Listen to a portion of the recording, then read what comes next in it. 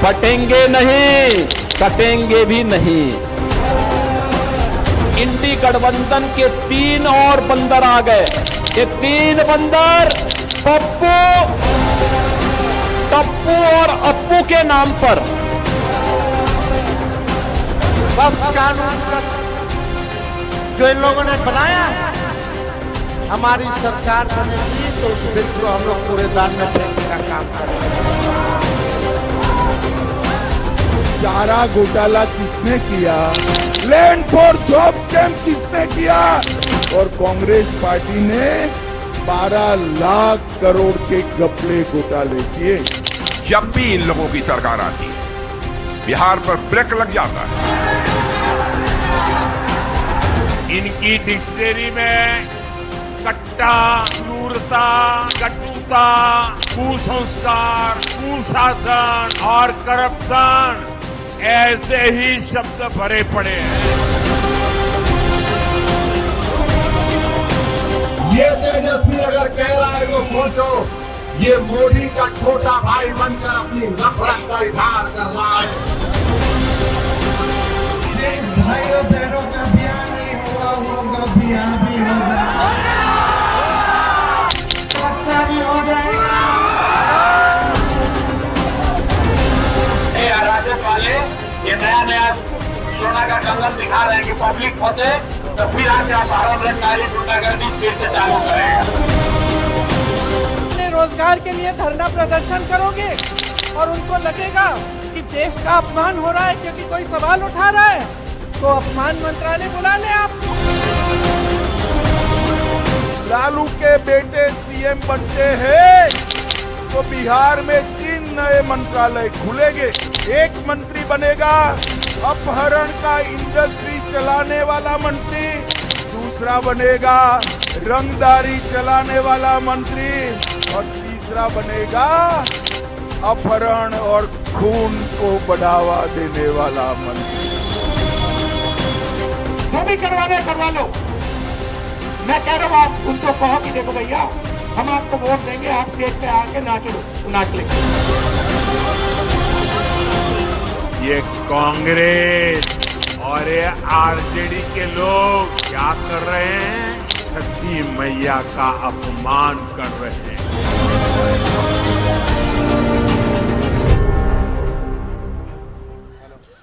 नमस्कार, मैं हूं सैयद सुहेल और इस वक्त मैं मौजूद हूं बिहार की राजधानी पटना में। और पटना में भी आप मेरे पीछे देखिए विधानसभा है। बिहार विधानसभा के आगे मैं खड़ा हूं और बिहार में जो सारी लड़ाई है वो इस विधानसभा के अंदर पहुंचने की लड़ाई है।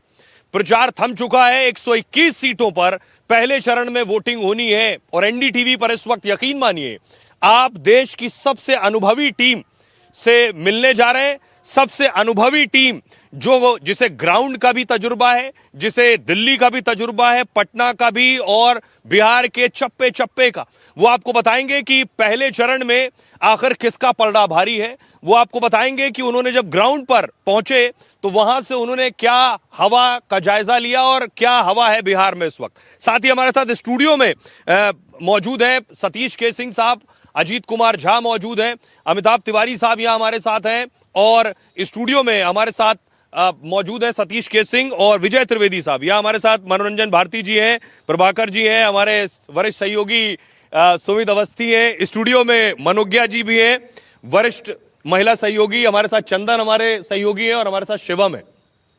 इन सब से हम बात करेंगे। सबसे बड़ी टीम, सबसे एक्सपीरियंस टीम।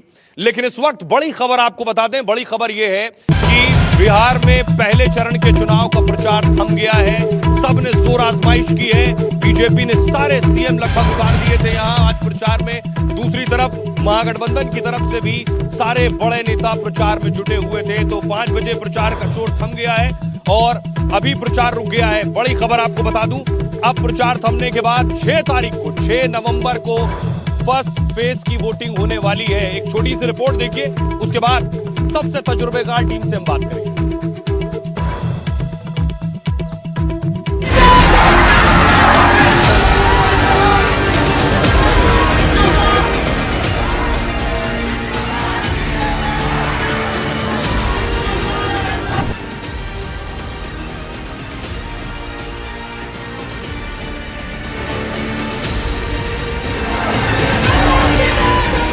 बिहार की सत्ता की चाबी अब किसके हाथ में होगी?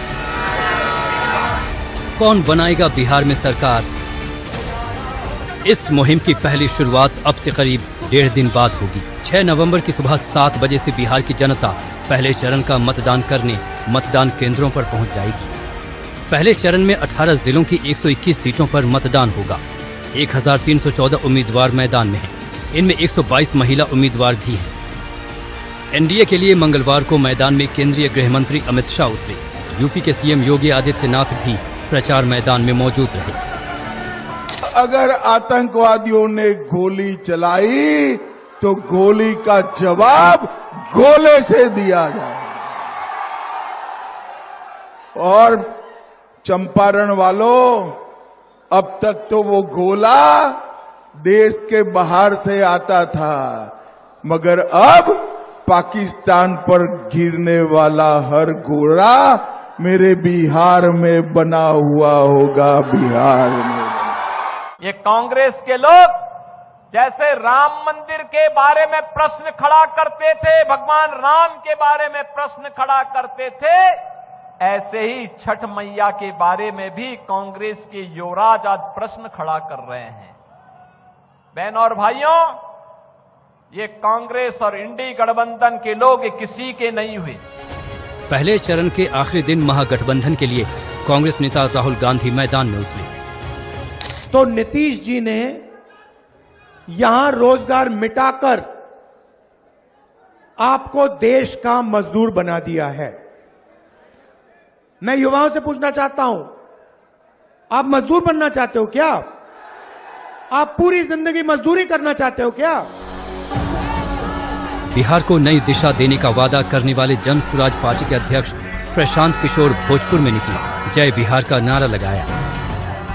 इंदिरा आवास बनाने में 20,000 घूस लगबे करेगा, बिजली का बिल गलत आएगा ही, नकली शराब बिकेगा ही बिकेगा, और आपका बाल बच्चा यहाँ से जाकर गुजरात में, तमिलनाडु में जाकर मजदूरी करेगा।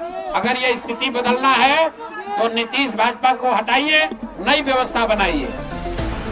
पहले चरण के मतदान के लिए 45,341 मतदान केंद्र बनाए गए हैं, जिसमें ग्रामीण क्षेत्र में 36,733 तो शहरी क्षेत्र में 8,608 बूथ स्थापित किए गए हैं। कुल 3,75,13,302 मतदाता हैं, जिनमें 1,98,34,325 पुरुष मतदाता हैं, 1,76,77,219 महिला मतदाता हैं, 758 थर्ड जेंडर मतदाता भी हैं। पहले चरण के मतदान में तेजस्वी यादव, सम्राट चौधरी, अनंत सिंह, मैथिली ठाकुर जैसे चेहरे हैं। आपको वो 5 सीटें बताते हैं जहां महामुकाबला माना जा रहा है। तारापुर सीट पर एनडीए की ओर से बीजेपी के प्रत्याशी हैं सम्राट चौधरी, जो फिलहाल बिहार के डिप्टी सीएम भी हैं। इनका मुकाबला महागठबंधन में आरजेडी के अरुण कुमार से है। राघोपुर सीट पर एनडीए की ओर से बीजेपी के सतीश कुमार यादव और महागठबंधन की ओर से आरजेडी के तेजस्वी यादव आमने सामने हैं। महुआ सीट पर एनडीए की ओर से एलजेपी के संजय सिंह के सामने आरजेडी के मुकेश कुमार रोशन हैं। महुआ सीट से ही लालू प्रसाद यादव के बड़े बेटे तेज प्रताप यादव भी चुनावी मैदान में हैं। अलीपुर सीट पर भी नजर है, जहां एनडीए की उम्मीदवार हैं मैथिली ठाकुर और महागठबंधन की ओर से हैं आरजेडी के विनोद मिश्रा। तो वहीं मोकामा से एनडीए का चेहरा बने हैं जेडीयू के अनंत सिंह और महागठबंधन का चेहरा है आरजेडी की वीणा देवी, जो सूरज भान की पत्नी है। चुनाव आयोग ने भी पर्यवेक्षकों को साफ निर्देश दिए हैं कि लोगों को बड़ी संख्या में मतदान के लिए प्रोत्साहित करें। पहले चरण के प्रचार का शोर तो थम चुका है। अब गुरुवार को जनता लाइन में लगकर वोट डालेगी और प्रत्याशी ये दुआ करेंगे कि जनता ने उनके नाम का बटन दबाया हो। Bureau report, NDTV India. और आप मिलने जा रहे हैं सबसे अनुभवी पंडितों से और सबसे बड़ी टीम से। और आइए शुरुआत करने जा रहा हूं मैं सबसे पहले उनसे जिन्हें शायद आप 25-30 सालों से देख रहे हैं और जैसे तब थे वैसे ही आज हैं।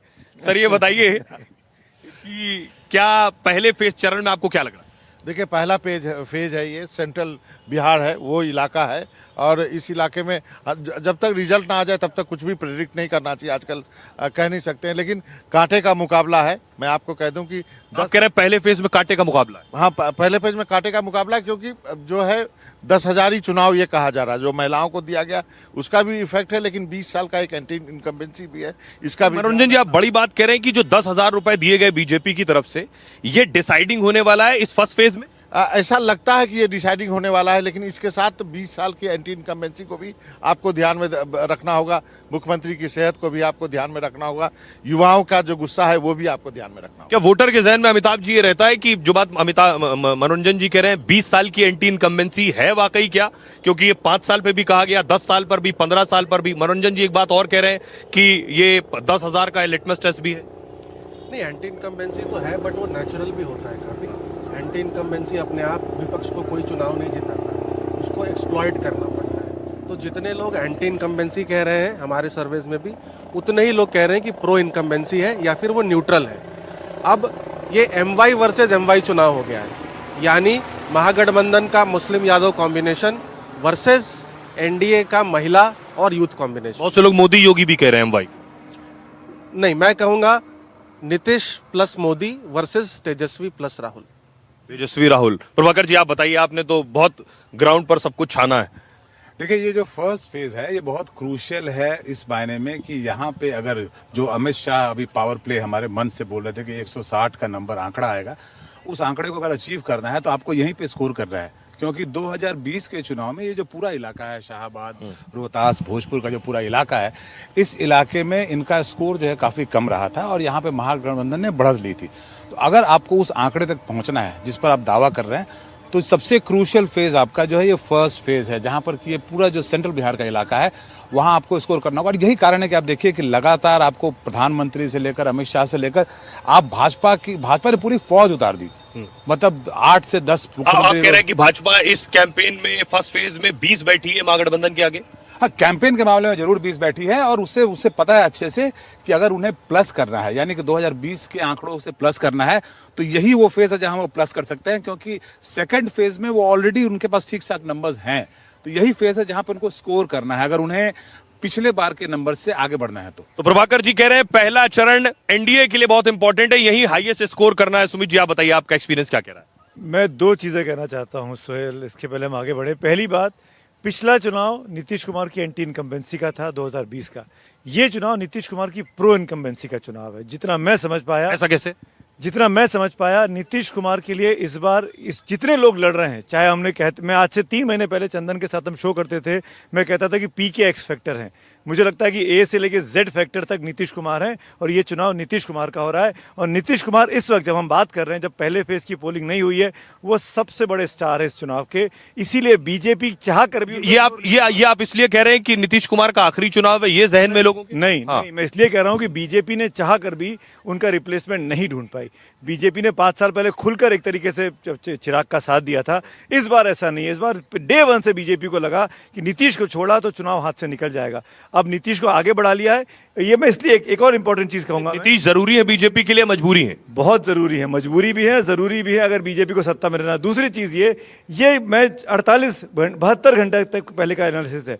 मोकामा का जो इंसिडेंट हुआ, जो नीतीश कुमार ने जिस तरीके से अनंत सिंह का साथ दिया, उसके लल्लन सिंह को वहां भेज दिया, ये चीजें जरूर चिंता में लोग। जेल भी तो भेज दिया वो कह रहे हैं। नहीं, पर अंत में प्रचार कर रहे हैं, हर व्यक्ति को अनंत सिंह बना रहे हैं, ये कोई एक्सेप्ट नहीं कर सकता। लेकिन एक बात चंदन, अगर आपने ग्राउंड पर गए हो, मोकामा को लेकर मैंने बहुत नेगेटिव रिएक्शन नहीं सुने। मुझे बहुत ताज्जुब है कि अगर आप मोकामा के लोगों को सुने ग्राउंड पर तो वो सब अनंत सिंह की तारीफ कर रहे हैं। लेकिन सुमित जी बड़ी बात कह रहे हैं कि इसका असर हो सकता है बाकी बिहार में लग पड़े। बिल्कुल, इसको आप इस तरीके से देखिए कि आप इस पूरे चुनाव के पहले फेज को पोस्ट मोकामा और प्री मोकामा अगर एनालाइज करते हैं तो उसमें आपको देखते हैं कि जिस जंगल राज की बार बार इस पूरे कैंपेन में हमने एक चीज देखी, जो बीजेपी की तरफ से तमाम नेताओं की तरफ से कहा गया, वो 20 साल पहले की मेमोरीज को बार बार जनता को याद दिलाया जा रहा था।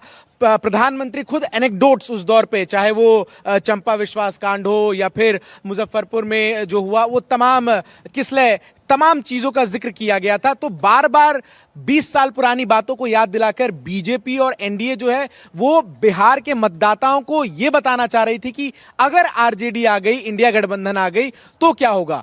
लेकिन जिस तरीके से ये मोकामा का पूरा प्रकरण हुआ और उसके बाद जैसा कि सुमित सर ने कहा कि आपके केंद्रीय मंत्री वहां जाकर जब प्रचार करते, इसका फर्क पड़ेगा? आपको लगता है बिहार की पॉलिटिक्स में इसका फर्क पड़ता है? ये एक क्योंकि आप क्रिमिनल रिकॉर्ड निकालेंगे, जितने प्रतिद्वंदी चुनाव लड़ रहे हैं उसमें आप देखेंगे तो लिस्ट भरी पड़ी है। हाँ, आप इसको उसमें तो चुनाव जीतने वाले आप इस पूरे इंसिडेंट का असर आप पैन बिहार पे नहीं कह सकते, पर वो मोकामा का जो बेल्ट है जिसमें बाढ़ और भी आसपास के एरियाज आते हैं उस पर असर पड़ता है। दूसरा एक बहुत इंपॉर्टेंट, आप ये कह रहे हैं, बात हम कर लेते हैं, क्योंकि युवा हूं, हमने ये देखा कि जो युवा है उसका एक तबका जरूर चाहता है, वो 20 साल से एक ही आदमी को मुख्यमंत्री की कुर्सी पर, वो युवा किसे चाहता है? लेकिन अगर वो बदलाव चाहता है तो उसके सामने जो विकल्प है वो विकल्प तेजस्वी है या नहीं, ये डिसाइडिंग फैक्टर मुझे लगता है जो युवा तय करे। इसलिए मैं अपनी बात को कंप्लीट करना चाह रहा था। मैं इसलिए कह रहा हूँ ये बात इंपॉर्टेंट है मोकामा की, क्योंकि वो सिर्फ बाहुबलियों की लड़ाई नहीं है वहां पे, वहां पर भूमिहार वर्सेस यादव है और पूरा का पूरा प्रदेश जो खासकर फर्स्ट फेज जो है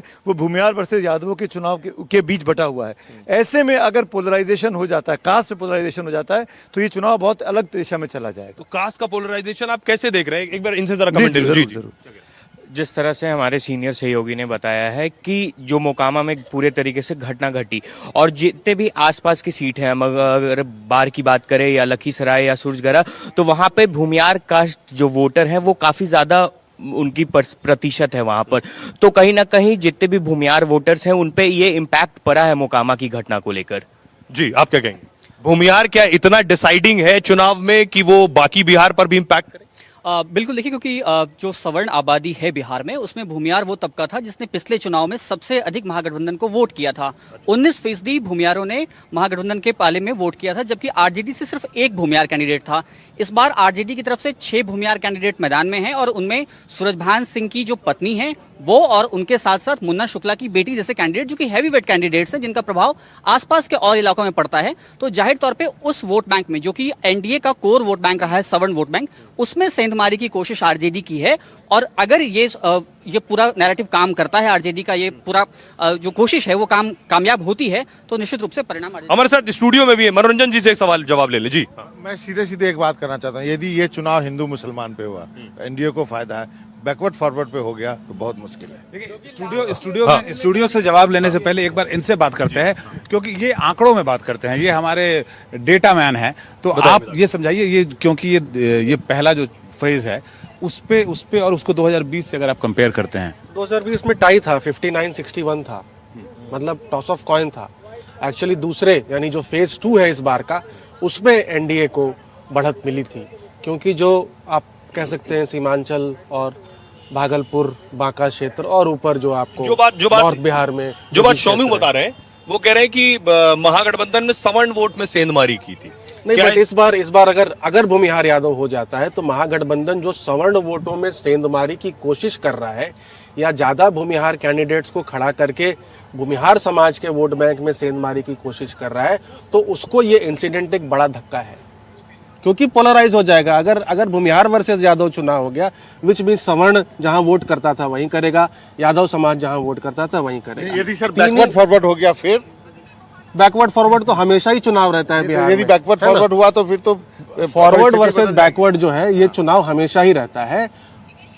आरजेडी या महागठबंधन को एंटी फॉरवर्ड माना जाता है और फॉरवर्ड कास्ट जो है वो एक ईबीसी या कह लीजिए गैर यादव ओबीसी चीफ मिनिस्टर को पिछले 20 साल से इसीलिए एक तरह से आप कह सकते हैं ढो रहा है, कहना सही नहीं होगा। एक इंटरव्यू सुनाने जा रहा हूं, हमारे सहयोगी से ही बात की थी पिछले दिनों, जरा वो सुनिए, फिर उसके बाद हम बातचीत को आगे बढ़ा रहे हैं।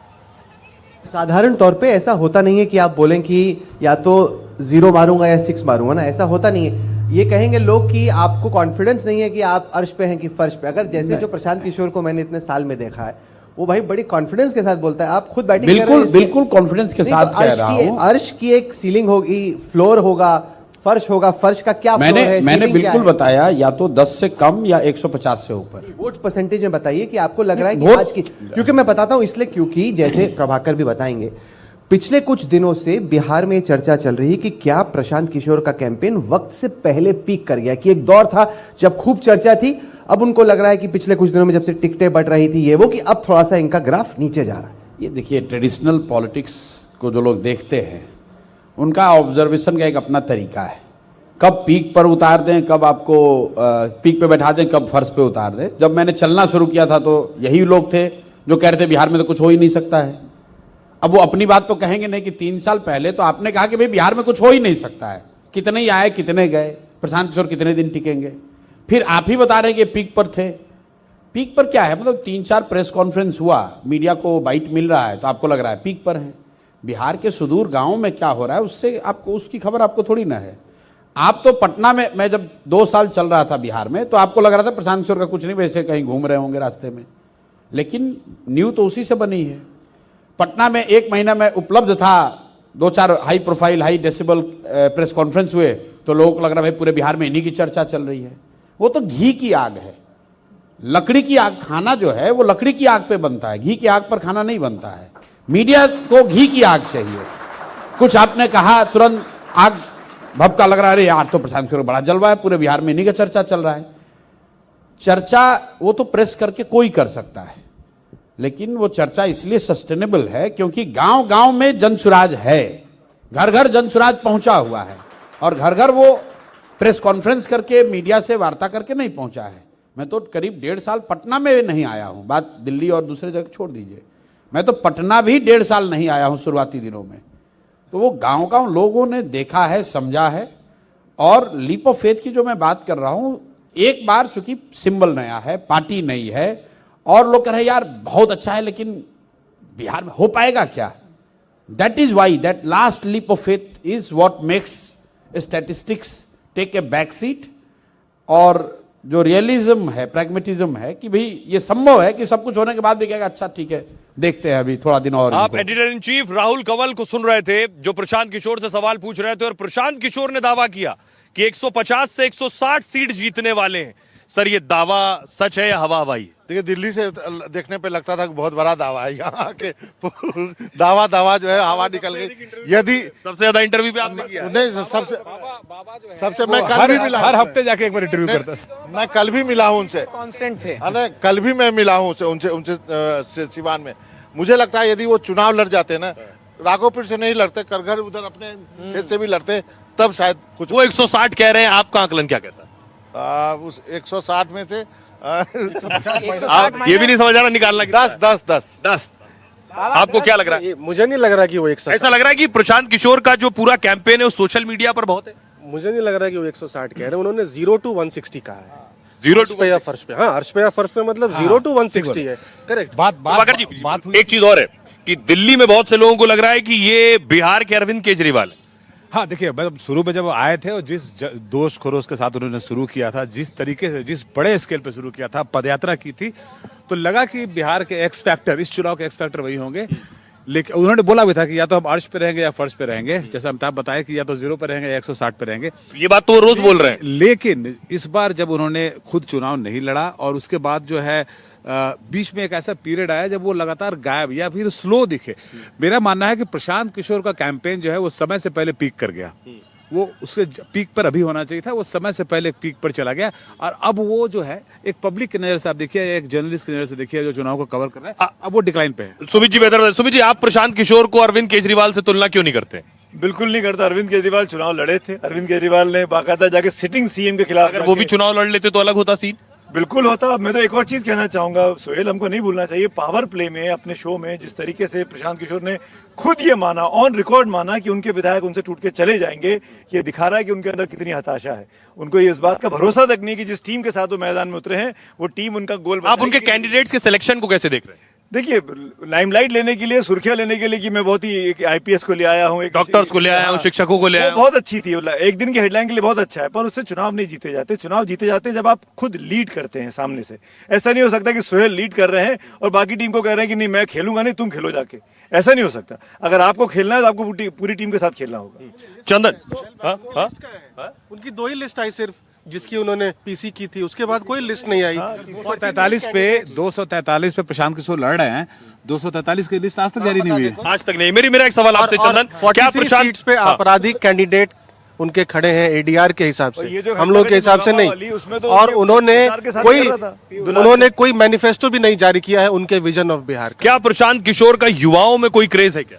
हम जब बोले बिहार कार्यक्रम किया करते थे तो आप तमाम सोशल मीडिया प्लेटफॉर्म्स पे देखिए तो केवल एक ही आवाज नजर आती थी, प्रशांत किशोर और जनसुराज। और अभी भी मुझे लगता है सोशल मीडिया पे प्रशांत किशोर के वीडियो सबसे ज्यादा वो देखे उसी कार्यक्रम में हमारे तमाम जो एक्सपर्ट्स थे उनका ये ओपिनियन आया कि आप रील देखिए तो आपको लगता है बिहार में जनसुराज की सरकार है, रील बंद सरकार बंद। तो कुछ वही हाल प्रशांत किशोर का हुआ। एक सेना उन्होंने तैयार की, लेकिन युद्ध के वक्त जो सेनापति है वो रणछोड़ दास हो गया। अब ये भी सोशल मीडिया पर एक नैरेटिव है। और सबसे बड़ा कि एक वो जो होप दे रहे थे बिहारियों को, उस होप को सबसे बड़ा डेंट उसी दिन पहुंच गया जब उन्होंने न पहले लिस्ट में अपना नाम कहीं नजर आया, बाद में उन्होंने पूरा मोमेंटम बनाया राघोपुर जाऊंगा वहां, लेकिन क्या पूरे बिहार में प्रशांत किशोर को कि राघोपुर जाऊंगा, राघोपुर जाके बताऊंगा। राघोपुर गए, राघोपुर में पूछा, लोगों ने कहा कि आपको लड़ना चाहिए, और फिर आगे बोलते कि नहीं लड़ूंगा। नहीं, लेकिन प्रशांत किशोर इस पर एक बात मैंने उनको सुना। हाँ, और कहूंगा, पर मुझे अभी भी ऐसा लगता है कि बहुत सारी सीट्स ऐसी होंगी जिस पे प्रशांत किशोर के कैंडिडेट जो हैं वो जीतने वाले को हरा सकते हैं और जो दूसरे नंबर वाला होगा उसको जिता सकते हैं। स्टूडियो में भी हमारे गेस्ट हैं, आपके पास आऊंगा। हमारे साथ स्टूडियो में विजय त्रिवेदी साहब मौजूद हैं, अजीत जी हमारे साथ हैं। अजीत जी, अगर मेरी आवाज आपको मिल रही है तो आपका आकलन क्या कहता है सर इस फर्स्ट फेज को लेकर? देखिए, करीब 121 सीट पे लड़ाई चल रहा है और 2020 में राजद सबसे अच्छा यहां किया था, करीब 42 सीट जीता था। यदि महागठबंधन को ओवरऑल लें तो उनको 10-12 सीट का एडवांटेज है इस इलाके में। इस इलाके में जो कुछ लोग कह रहे थे वो सही है। यहाँ पर ये इलाका है बेसिकली दो डोमिनेंट कास्ट का, भूमिहार और अपर कास्ट में, और ओबीसी में यादव का। और एक तरफ यादव है महागठबंधन में, भूमिहार ज़्यादातर ट्रेडिशनली जो हैं वो रहे हैं भाजपा के साथ। इस बार सिचुएशन ऐसा है कि भाजपा करीब 32 टिकट दी है भूमिहारों को, पर इस बार महागठबंधन भी करीब 15 दी है। तो इस बार भूमिहार वर्सेस भूमिहार हम लोग बार बार देख रहे हैं, मोकामा में वही चल रहा है। तो ये जो है ना पूरे एंटायर जो एक तरह से कहिएगा आकलन को बदल देता है। एक तो वो बात है। दूसरी बात है कि पार्टियों के बीच, कांग्रेस और राजद के बीच फ्रेंडली फाइट है, कांग्रेस और सीपीआई के बीच फ्रेंडली फाइट है। तो ये जो है बिगाड़ देता है बहुत जगह पर उनके लिए, उनके फेवर में। तो मैं कहूँगा कि एडवांटेज यहाँ पर महागठबंधन का पहले था, पर इस चुनाव में देखना पड़ेगा कि यह एडवांटेज को वो मेंटेन कर पाएंगे फ्रेंडली फाइट के कारण। या मान लीजिए एक जमाने में जब राहुल गांधी ने स्टार्ट किया वोटर अधिकार रैली तो लगा कि कांग्रेस बड़ा एग्रेसिव है। उसके बाद राहुल गांधी, किसी ने कहा रणछोड़ दास, सीधे गायब हो गए बीच में करीब 2 महीने के लिए।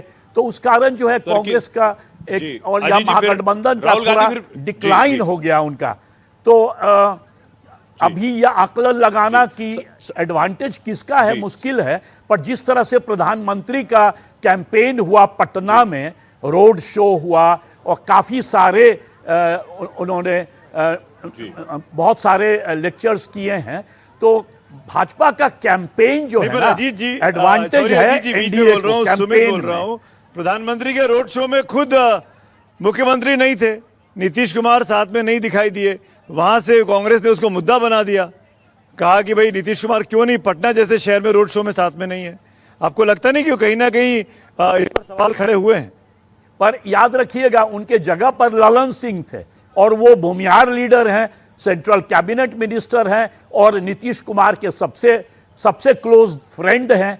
तो हाँ, ये बात जरूर है कि नीतीश जी का जो भी कारण हो, या तो उनका तबियत, या तो नीतीश जी इतना कैंपेन इस बार कर रहे हैं तो हो सकता है वो निकले हों कहीं कैंपेन करने और बारिश वगैरह इतनी हुई तो वापस नहीं आ पाए हों, जो भी कारण हो। पर साथ में ललन सिंह थे, दिनकर, रामधारी सिंह दिनकर के स्टैचू से वहां से स्टार्ट किए प्रधानमंत्री, तो वो भी भूमिहार के मतलब माने जाते हैं राष्ट्र कवि, पर भूमिहार के बहुत बड़े आइकन थे। सतीश जी माफ कीजिएगा, सतीश जी बहुत देर से इंतजार कर रहे हैं। सतीश जी, जो बात सुमित जी कह रहे हैं, और जो बात खुद अजीत जी कह रहे हैं कि जब कैंपेन शुरू हुआ महागठबंधन का और जब एसआईआर के खिलाफ प्रोटेस्ट हो रहा था तो मुझे लगा कि एक एज ले लिया महागठबंधन ने, वो आगे नजर आ रहा था। लेकिन अचानक उसके बाद ऐसा लगा कि तेजस्वी यादव को छोड़कर राहुल गांधी चले गए, तेजस्वी अकेले सड़कों पर प्रचार कर रहे हैं, कैंपेन कर रहे हैं, राहुल फिर वापस आए, तब तक बैक सीट पर आ चुका था महागठबंधन का कैंपेन।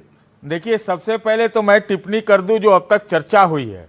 सुमित जी जो बोल रहे हैं उनसे लगभग मैं सहमत हूं। सुमित अवस्थी जी जो बोल रहे हैं लगभग मैं उससे सहमत हूं।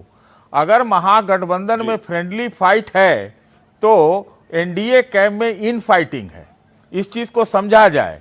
अभी पूरे चुनाव में जो मोकामा का जो दाग लगा है वही एकमात्र दाग जो है नीतीश के ऊपर है। लेकिन इस पूरे खेल में जहां इन फाइटिंग है, फ्रेंडली फाइट है, क्रॉस कनेक्शन है, सब कुछ है, मुझे लगता है कि विजेता बन के 20 साल के मुख्यमंत्री नीतीश कुमार ही निकले हैं। और जो कहा जा रहा है कि सब कुछ ठीक ठाक है, ठीक है, लेकिन तो नीतीश जी के लिए ही सब ठीक ठाक है। भारतीय जनता पार्टी की पूरी कोशिश थी कि नीतीश जी को किनारे लगाया जाए, वो शायद उनका मंसूबा पूरा नहीं हो पाएगा। और नीतीश जी ने जो अपना एक जिस तरह से एक्शन दिखाया है और जो उनका बहुत बड़ा वोट बैंक है जिसकी बहुत कम चर्चा होती है, वो अगर गलती से भी अगर कोई अंदर इन फाइटिंग का एक नतीजा हुआ वो भाजपा की तरफ नहीं गया तो फिर बिहार में खेला होवे चुनाव के बाद। जी विजय जी, एक सवाल ये जो बात कह रहे थे, यहां हम भी बात कर रहे थे कि क्या बिहार में मोकामा को लेकर बहुत बात हो रही है, क्या बिहार में ये फैक्टर मैटर करते हैं चुनाव में वोटर के लिए वोट देते वक्त कि किसने कितने बाहुबली उतारे हैं, किसका कितना क्रिमिनल रिकॉर्ड है, वोटर ये सब जहन में रखकर वोट करता है बिहार में? सुहेल साहब बहुत शुक्रिया। मैं हमारे सारे विद्वान मित्रों को वहाँ सुन रहा था। आपने बहुत महत्वपूर्ण सवाल किया, लेकिन जहाँ आपने सवाल किया वही आपके सवाल का जवाब है ना। बिहार में कहाँ ये क्राइम को लेकर होता है, और अब तो हर वोटर मोकामा में अनंत सिंह है, लल्लन सिंह जी ने कह दिया है, तो उनकी चिंता आप मत कीजिए, बिहार में वहाँ नहीं होगा। लेकिन मैं एक चीज़ थोड़ा सा अलग से जोड़ना चाहता हूँ कि जो अभी हमारे सारे मित्रों ने बात की प्रशांत किशोर जी की, तो प्रशांत किशोर जी का पीक हुआ, डाउन हुआ, ये सब, लेकिन आज तो प्रशांत किशोर जी इस मैदान में ही नहीं है, चुनाव मैदान में। मुझे नहीं लगता कि वो चुनाव मैदान में हैं। आप उन्हें बनाए रखना चाहते हैं तो अच्छी बात है। मुझे नहीं लगता कि बिहार के चुनाव में प्रशांत किशोर जी अब मैदान में हैं या मैटर कर रहे हैं। It's 100% bipolar election, MGB versus NDA, और उसमें जैसे सतीश जी ने भी कहा कि जेडीयू जो है वो लीड कर रहा है। विजय जी, आप उन्हें जीरो मान रहे हैं प्रशांत किशोर को? विजय जी, आप जीरो मान रहे हैं या मान रहे हैं कि नुकसान करेंगे? नुकसान कर सकते होंगे, उनका खुद का कोई फायदा वहां नहीं होने वाला। नुकसान कुछ हो सकता है कि 2-4-5 सीटों पर कर दें, लेकिन यदि वो सिंगल डिजिट से डबल डिजिट पर आ जाए तो मैं उनको अर्श पर ही मान लूंगा। सिंगल डिजिट से यदि डबल डिजिट पर आते हैं प्रशांत किशोर जी, तो मुझे बहुत हैरानी होगी कि इस तरह की वो बात कर रहे हैं। विजय जी, मैं विजय जी से एक सवाल पूछना चाह रहा हूं। आप बीजेपी कवर करते रहे इतने सालों तक विजय जी, प्रशांत किशोर ने जिस तरीके से 2 साल पहले अपनी पार्टी की स्थापना की और 3 साल पहले वो कैंपेन किया, वो लगा कि बड़ी ताकत बनकर उभरेंगे, और आखिर में आते आते जैसे आप ही ने कहा कि प्रशांत किशोर कहाँ है, जनसुराज कहाँ है, ये तो बायपोलर कॉन्टेस्ट हो रहा है। तो क्या कोई अंडरस्टैंडिंग थी ऊपर से बीजेपी के साथ, जो कहा जा रहा था कि बी टीम है इसीलिए वो चुनाव में उतरे, और फिर लगा कि ज्यादा नुकसान बीजेपी का कर देंगे तो अंत में शांत हो गए? सुमित जी, आप भी प्रशांत किशोर जी से ज्यादा समझदार हैं। अंडरस्टैंडिंग के बिना कोई स्टैंडिंग होती है क्या?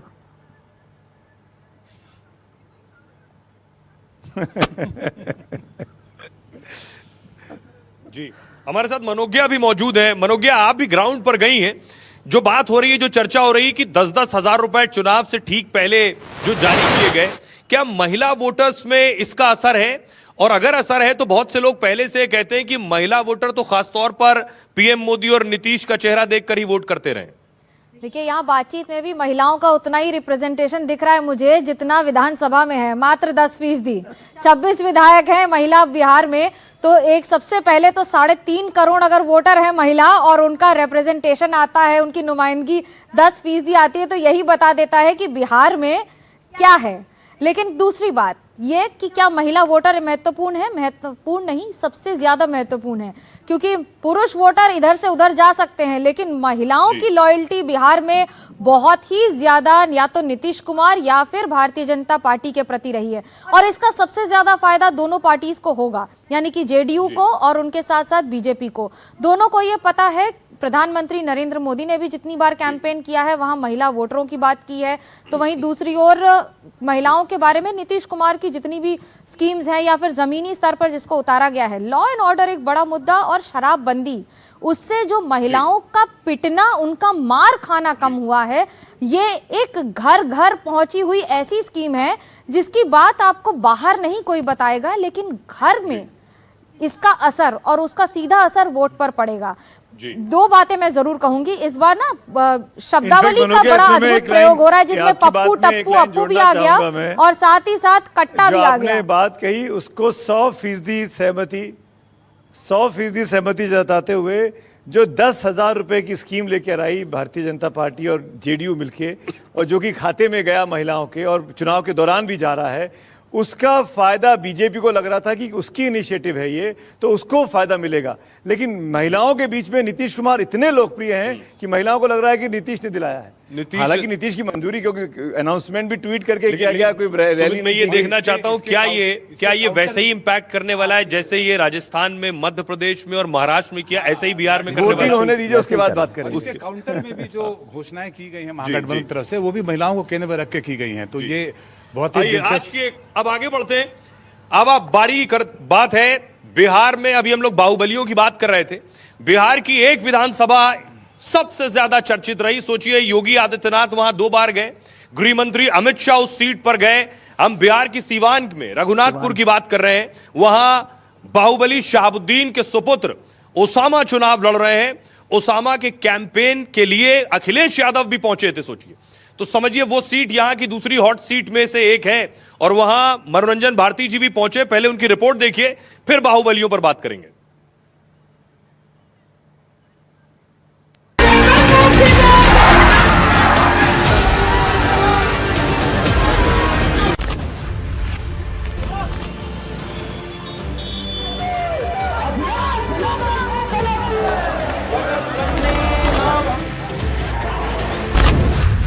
बिहार के विधानसभा चुनाव में सीवान हमेशा की तरह सबकी नजरों में है। यहाँ के चुनावी कुरुक्षेत्र में यूपी के बड़े नेता भी पहुंच रहे हैं।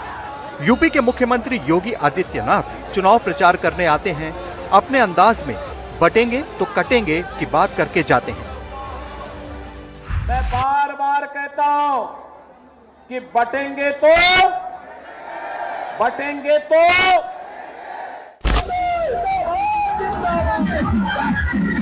योगी सिवान गए तो उसका जवाब देने के लिए यूपी के पूर्व मुख्यमंत्री अखिलेश यादव भी सिवान पहुंच गए। योगी जी ने यूपी बर्बाद कर दिया है, उनकी जनता सुनेगी तो उनका सब बर्बादी हो जाएगी, इसलिए जनता को बहुत सावधान रहना है। योगी जी ने उत्तर प्रदेश को बर्बाद किया है। लॉ एंड ऑर्डर में कहां है यूपी, बताओ आप? फेक इनकाउंटर में नंबर 1, कस्टोडियल डेथ में नंबर 1। सिवान की रघुनाथपुर की सीट इसलिए सुर्खियों में है कि यहां से आरजेडी के टिकट पर महागठबंधन के उम्मीदवार हैं ओसामा शहाब, जो कि शहाबुद्दीन के बेटे हैं। ओसामा मीडिया से कम ही बात करते हैं। हाँ, उनके समर्थक जरूर मुखर हैं। ओसामा नए हैं लेकिन पुराने परिवार से हैं, और उनके पिताजी यहाँ के बहुत बड़े लीडर रहे हैं। पूरे बिहार में उनका वर्चस्व रहा है और लोगों का हुजूम उनके साथ है। जी, ओसामा साहब जीतेंगे चुनाव। बिहार में तेजस्वी सरकार की लहर चलेगी इस बार। सबको नौकरी चाहिए हर घर में, और इनका परिवार तो बहुत बड़ा परिवार रहा सिवान के लिए। शहाबुद्दीन कभी रघुनाथपुर से चुनाव नहीं लड़े थे। वो 2 बार विधायक रहे, वो भी जीरादेई से। रघुनाथपुर के जातीय वर्गीकरण को देखें तो रघुनाथपुर विधानसभा में सबसे अधिक मुस्लिम मतदाता हैं। इनकी संख्या करीब 68,000 है। इसके बाद अनुसूचित जाति के मतदाता करीब 34,000, राजपूत करीब 31,000 और यादव मतदाता करीब 28,500 हैं। एनडीए की तरफ से जेडीयू के टिकट पर विकास सिंह चुनाव मैदान में हैं। उनकी पत्नी डॉक्टर हैं, जिन्होंने प्रचार का जिम्मा अपने हाथों में ले रखा है। विकास सिंह समता पार्टी के समय से नीतीश कुमार से जुड़े हुए हैं।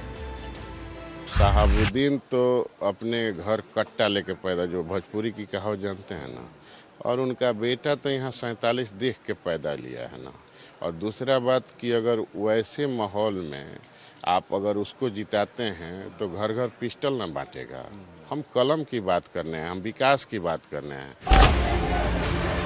यहाँ से AIMIM ने मोहम्मद कैफ को टिकट दिया है, जो मुसलमानों के हक की बात करते हुए अपना हिस्सा मांग रहे हैं। उधर जनसुराज ने राहुल कीर्ति सिंह को मैदान में उतारा है। इनका पूरा परिवार वकालत से जुड़ा है। इस इलाके में उनके परिवार की अच्छी प्रतिष्ठा बताई जाती है। सिवान में रघुनाथपुर की इस सीट पर सबकी नजर है। बिना शहाबुद्दीन के यहाँ वोट डाले जाएंगे। देखना होगा कि नतीजे पर इसका कोई असर पड़ता है या नहीं।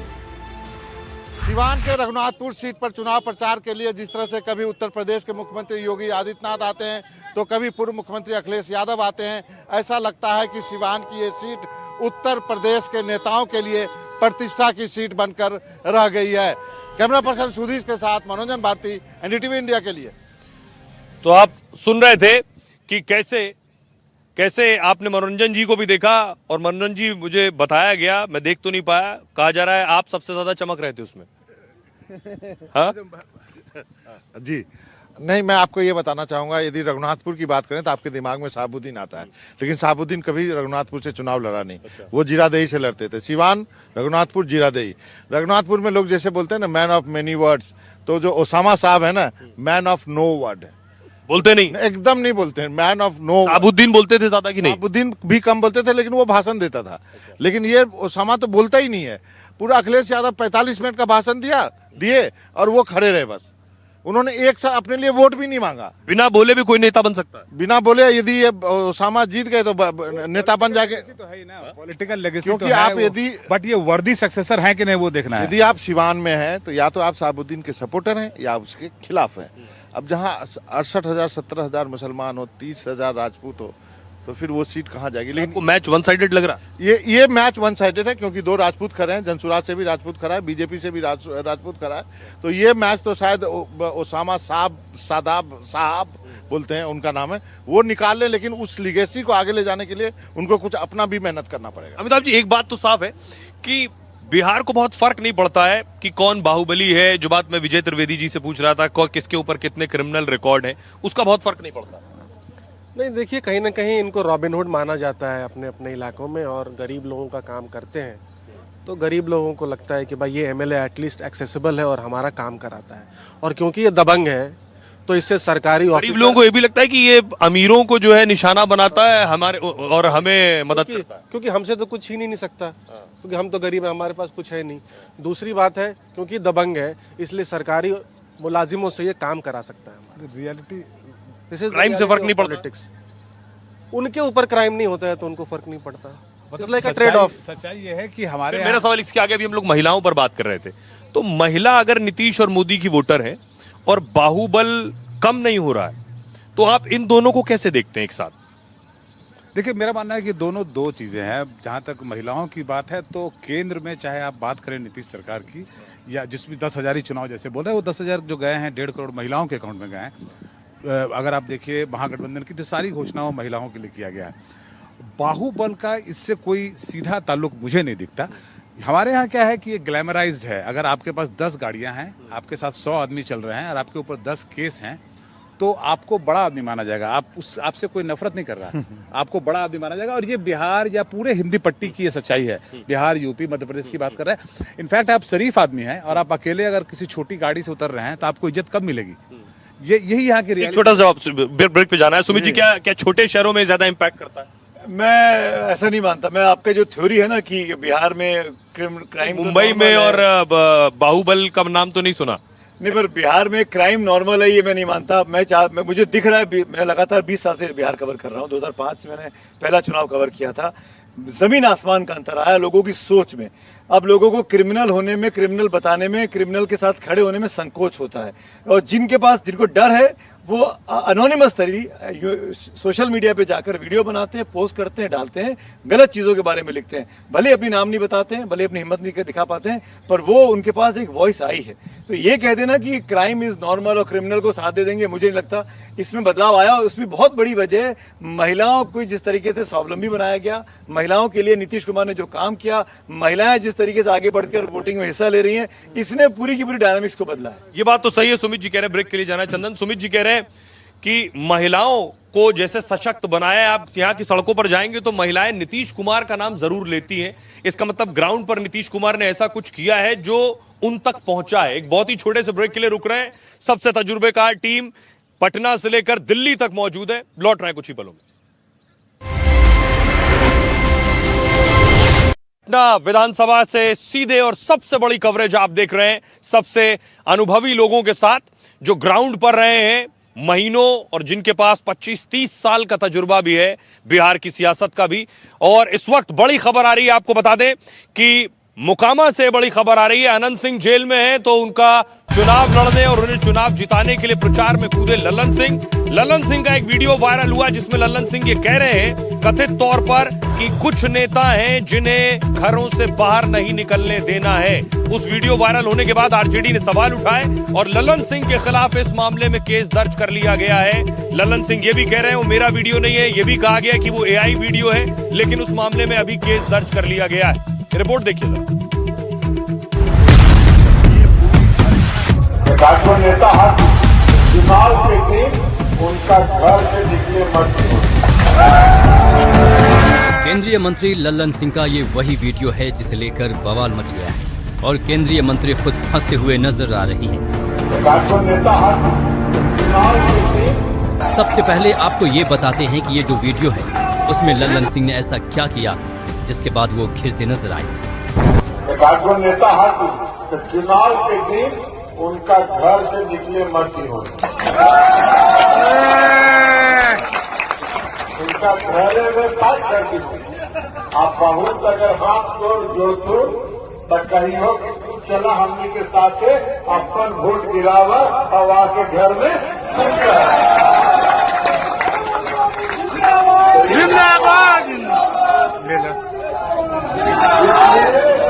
इसलिए आज से सब लोग को हाथ संभाल। ये वीडियो सोमवार का बताया जा रहा है। केंद्रीय मंत्री लल्लन सिंह और बिहार के डिप्टी CM सम्राट चौधरी ने मोकामा में अनंत सिंह के समर्थन में प्रचार किया था। लल्लन सिंह का प्रचार के दौरान एक वीडियो सोशल मीडिया पर जमकर वायरल हुआ।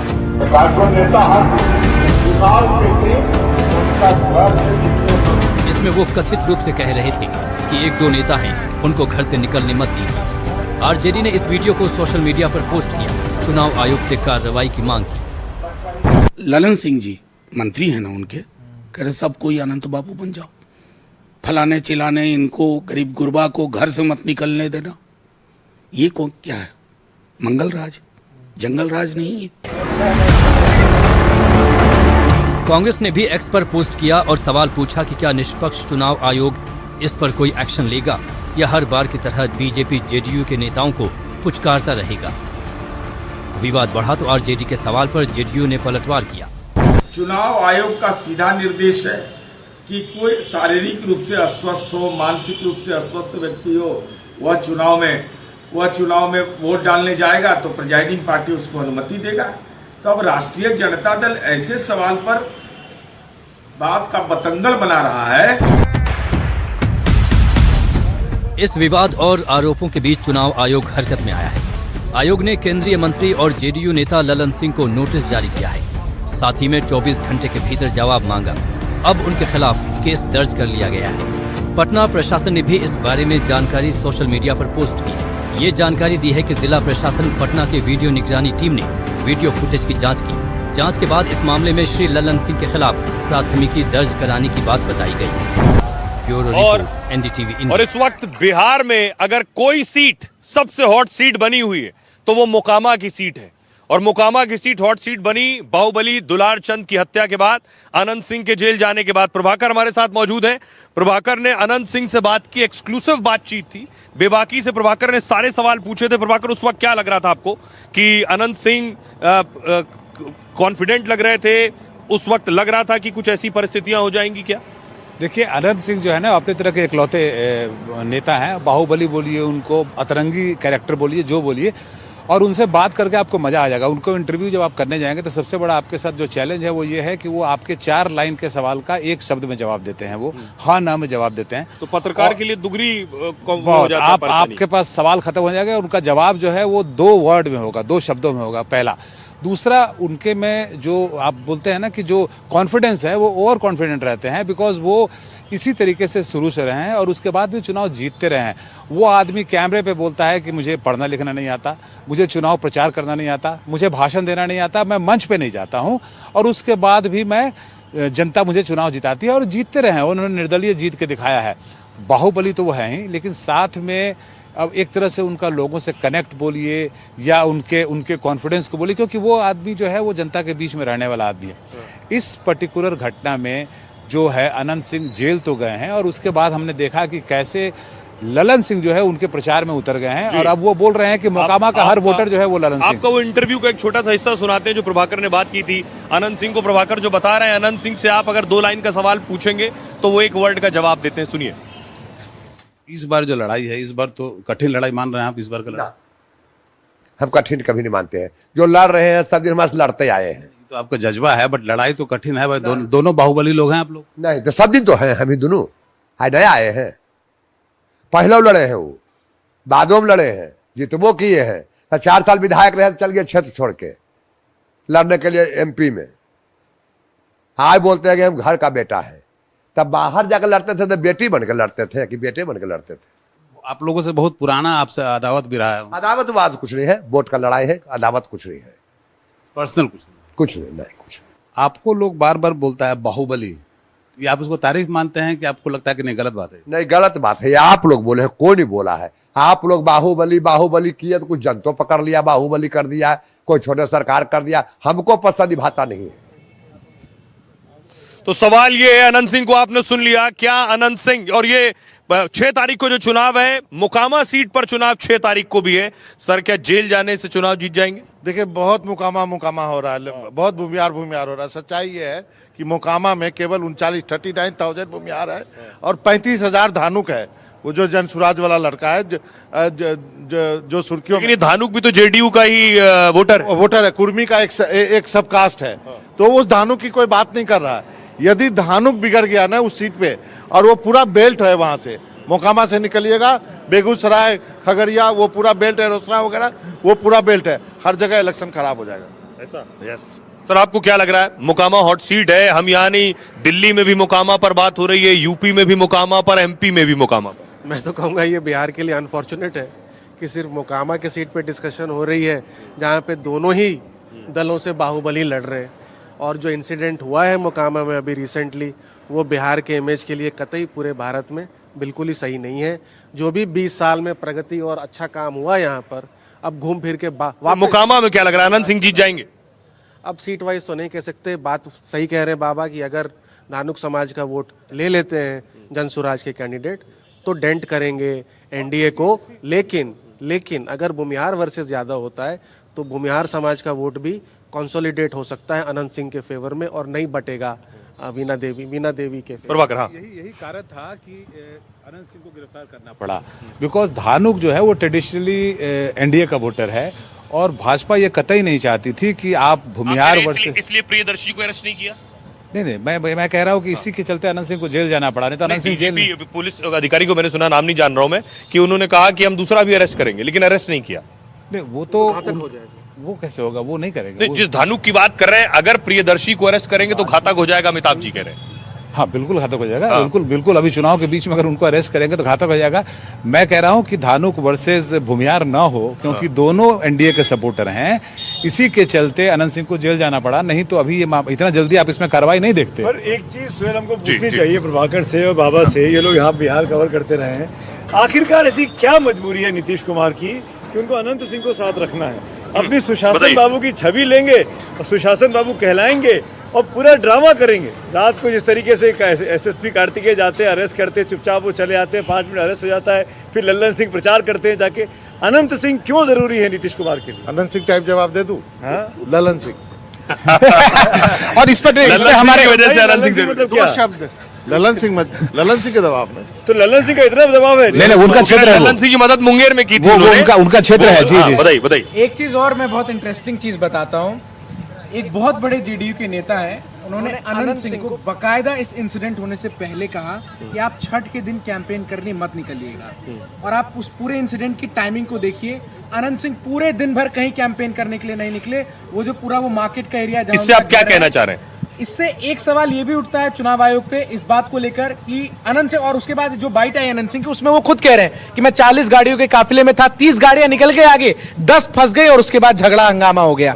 तो कहीं ना कहीं ये जो पूरी चीज है, क्या ये किसी बड़ी साजिश का हिस्सा है? जो हमारे तमाम सीनियर्स बोल भी रहे हैं कि इस पूरे प्रकरण से फायदा किसको होगा, और जो अनंत सिंह की गिरफ्तारी जिस तरीके से हुई, वो बिल्कुल अब क्लियर ओपन एंड आउट है कि अनंत सिंह को रजामंद करके उनको कंसेंसस में लेकर ये गिरफ्तारी नजर आती है, क्योंकि उस जाते हैं इसका मतलब जाके मनाते हैं, समझाते हैं, बताते हैं कि आइए आप चुनाव तक जेल में रहिए। और ये भी रिकॉर्ड है कि अनंत सिंह जेल से ही चुनाव भी जीतते हैं। बिल्कुल, सिर्फ अनंत सिंह ही नहीं, बिहार में कई ऐसे नेता हैं जो जेल से ही चुनाव जीते। अभी भी जिस दानापुर सीट पे लालू यादव पहली बार कैंपेन के लिए उतरे इस चुनाव में, वहां से रीतलाल यादव उम्मीदवार हैं, वो जेल में हैं। तो इस तरह के तमाम कई नाम हैं। लेकिन अनंत सिंह इसलिए भी मजबूरी है क्योंकि जैसा कि मैंने पहले ही बताया कि भूमियार ऐसा वोट बैंक है जो सिर्फ और सिर्फ पार्टी को नहीं बल्कि वो कैंडिडेट टू कैंडिडेट वोट करता है।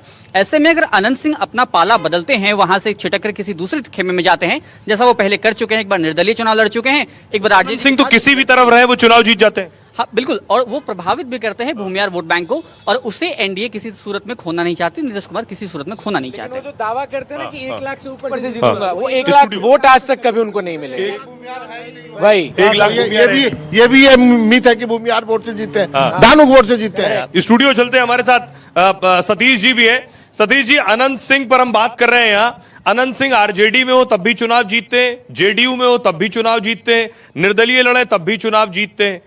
इन पार्टियों को अनंत सिंह की जरूरत है? लगता है अनंत सिंह से ज्यादा इन पार्टियों को जरूरत है अनंत सिंह की। देखिए, आप लोग को जानना चाहिए, आप बहुत लोग जानते भी होंगे कि अनंत सिंह के परिवार से मुख्यमंत्री नीतीश जी का 45-50 साल की दोस्ती है। इनके बड़े भाई दिलीप सिंह, उनकी भी हत्या हो गई थी, वो नीतीश जी के दोस्त थे। और एक हत्याकांड में तो नीतीश जी खुद अभियुक्त थे और उसमें दुलारचंद भी अभियुक्त थे। वो तो 2019 में सेटल हुआ है।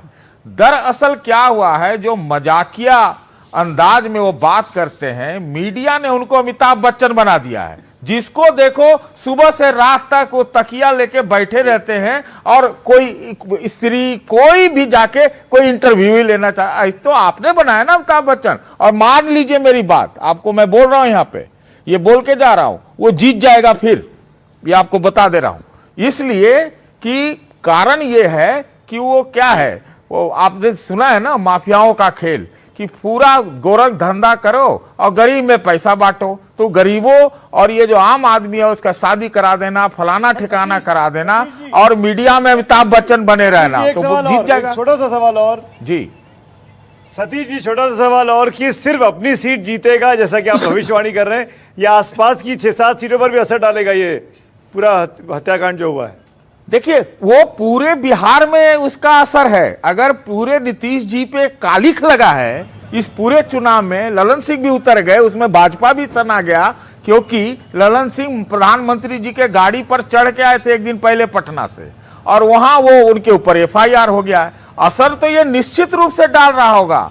और जैसा कि मनोरंजन कह रहे थे कि कुछ नहीं, तो जेडीयू के लिए सकारात्मक है ना ये जो कालिक है सुशासन पर, ये जेडीयू को वोट दिला रही है, आप ये कह रहे हैं? मैं कह रहा हूं सुशासन कुशासन का फर्क बिहार में ज्यादा नहीं है। एज लॉन्ग एज कि आप जीतते जाते हैं, ये सब बोलने की बातें हैं। जो ज्यादा शोर शराबा में बड़े ढंग से दूसरे के ऊपर हमला कर देता है, वो लगता है अरे बाप रे बाप चुनाव प्रचार कितना तगड़ा हो रहा है। भाजपा के शोर शराबे में का प्रचार आपने देखा, वो हमलावर है। कई तरह की बातें भाजपा के नेता बोलते हैं। मोटी बात यह है, नीतीश जी बहुत शांत रहे हैं, लेकिन नीतीश जी पर यह दाग जो है दाग, लेकिन दाग अच्छे हैं। लेकिन सतीश जी, केवल ये मोकामा से अनंत सिंह की बात नहीं, सतीश जी, अगर मेरी आवाज आपको मिल रही है, हाँ हाँ बोलिए। तो लालू प्रसाद यादव तो जो जेल में रीतलाल है उनके लिए रोड शो कर रहे हैं। देखिए, ये कि दिल्ली के मीडिया में हम बराबर सुनते हैं हमाम में तो अब जंगल राज बनाम महाजंगल राज बनाम महा से महाजंगल राज की लड़ाई है। सब वैसे ही है, सब वैसे ही है। और ये तो ओरिजिनल जंगल राज वाले हैं लालू जी, तो वो क्यों पीछे हटते? ये तो ललन सिंह उधर उतरे, इधर जो है सो लालू उतर गए पटना दानापुर में रीतलाल के लिए। जी, मेरा सवाल आपसे, अगर स्टूडियो गेस्ट हैं तो मुझे बताइए मनोरंजन जी, मेरा सवाल आपसे ये कि बिहार में जो बात हम शुरू में कर रहे थे कि बिहार में बाहुबलियों को लेकर ये जो इतना ग्लैमर है, ये कभी यूपी में भी हुआ करता था। हमने मुख्तार को देखा, हमने अतीक को देखा, ब्रजेश सिंह है। क्या यूपी बिहार, जो बात सुमित जी कह रहे थे कि अब जहन बदल गया है, जैसे यूपी का जहन बदल गया है, अब वो अतीक और मुख्तार को एक्सेप्ट नहीं कर सकते, बिहार में अभी वो क्या जहन बदला है? नहीं बदला? हाँ, बदल रहा है, लेकिन अभी भी है। और मुझे लगता है हम जितना देर और डिस्कस कर रहे हैं उतना शायद मुख्यमंत्री के ऊपर ही एक तरह से टिप्पणी हो रही है।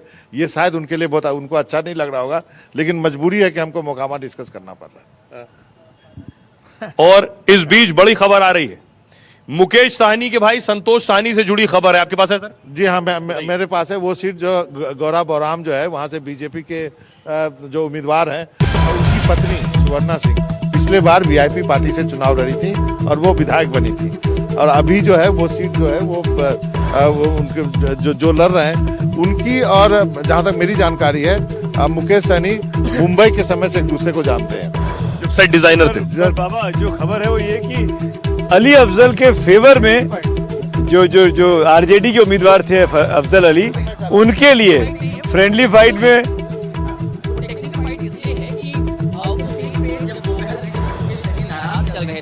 तब आरजेडी ने अपने उम्मीदवार को सिंबल दे दिया, वो सिंबल लेके वापस चले गए। तब तक मुकेश सहनी से बात बन गई और मुकेश सहनी के भाई को वहां से उम्मीदवार बना दिया गया। लेकिन आरजेडी के उम्मीदवार ने वो सिंबल लौटाया नहीं, बल्कि आरजेडी के उम्मीदवार के तौर पर नामांकन कर दिया।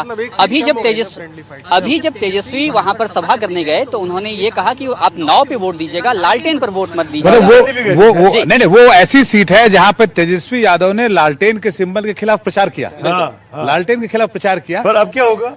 अब अली अफजल लड़ेंगे, अब तो लालटेन के लिए वोट मांगेंगे। नहीं, पर मैं ये कह रहा हूँ कि अमिताभ जी आप समझाइए। अब आप एक मतलब स्ट्रेटेजिकली आप 2 दिन 3 दिन पहले जाके कह रहे हैं कि नाव को वोट दो, लालटेन को मत देना, और अब नाव का कैंडिडेट विड्रॉ हो जाता है। अब आप कहोगे विड्रॉ कैसे कर सकते हो? नहीं, विड्रॉ यानी विड्रॉ तो कर ही नहीं सकते, कुछ वोटर तो दे के ही आएंगे। आपके ईवीएम में वो छप के आएगा, अब तो वो छप के आएगा ईवीएम। गौरा बौराम में ये भी था कि जब मुकेश सहनी जब निकले थे ना यहाँ से, पटना से, मैं भी उसी होटल में हूँ ना, तो वो कहे थे कि मैं जा रहा हूँ नॉमिनेशन करने के लिए। शाम को मालूम चला भाई को नॉमिनेशन करा दिया।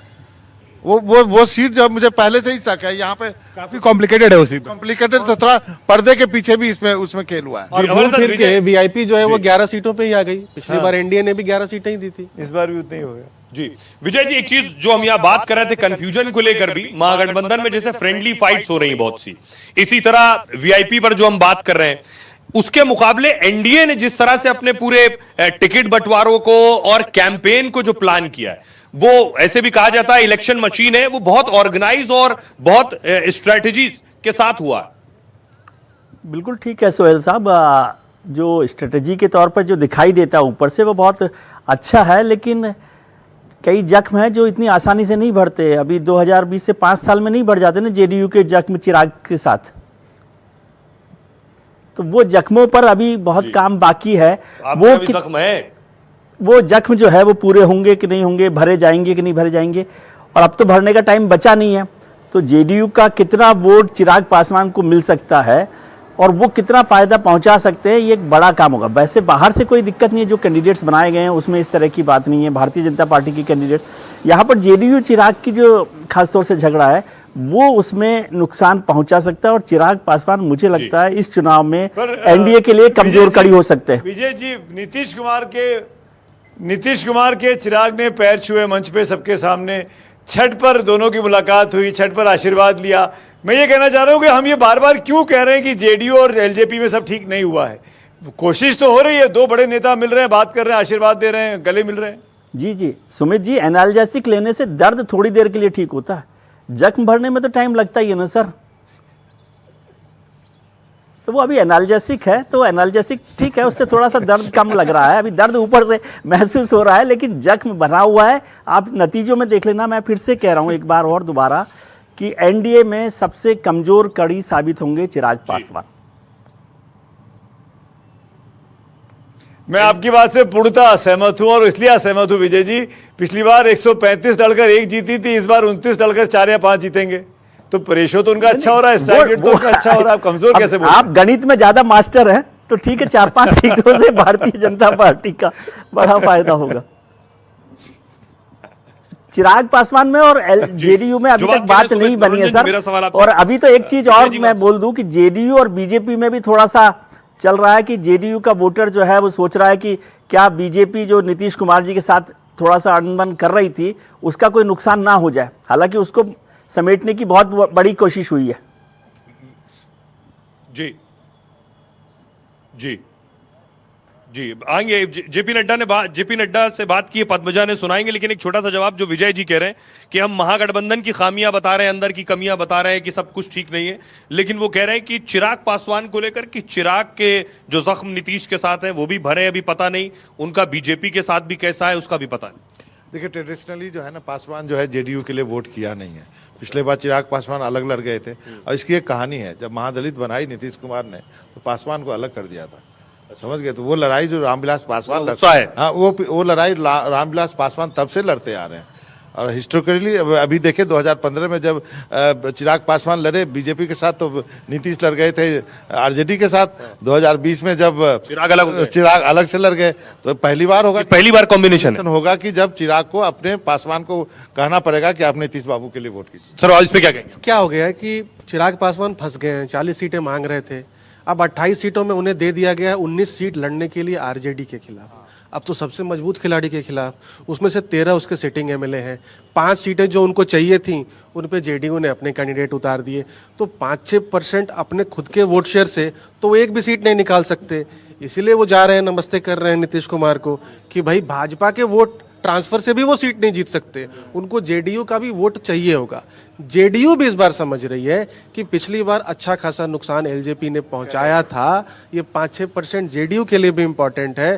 तो मुझे लगता है, इसको कहते हैं अंग्रेजी में बरी द हैचेट, अभी चुनाव में बरी द हैचेट, फिर बाद में देखी जाए। बड़ी बात कह रहे हैं कि वोट ट्रांसफर नहीं होता है, पासवान वोटर जेडीयू में ट्रांसफर नहीं होता है। ये जो मुलाकात और छठ में मिलने का दौर जारी है, शायद इसका असर दिखाई दे, ये कहा जा रहा है। पद्मजा जोशी हमारी सहयोगी ने बात की है बीजेपी के अध्यक्ष जेपी नड्डा से, जरा वो सुनिए।